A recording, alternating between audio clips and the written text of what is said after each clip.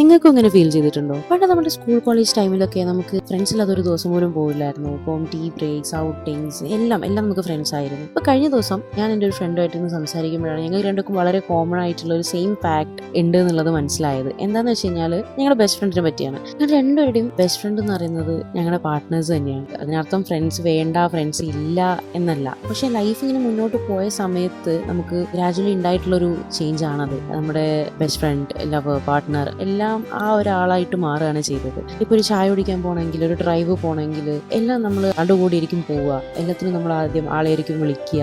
അതുപോലെ തന്നെ സന്തോഷം ഉണ്ടായാലും സങ്കടം ഉണ്ടായാലും എന്തിന് നമുക്കൊന്ന് ചീത്ത പറയണമെങ്കിൽ പോലും, ഒന്ന് അടി ഉണ്ടാക്കണമെങ്കിലും പോലും നമ്മൾ ആദ്യം പോകുന്നത് ആളുടെ അടുത്തായിരിക്കും. ആ ഒരു കോൺവെർസേഷൻ നമുക്ക് വീണ്ടും റിയലൈസ് ആയ ഒരു കാര്യം എന്താണെന്ന് വെച്ചിട്ടുണ്ടെങ്കിൽ, growing up doesn't always mean having more friends.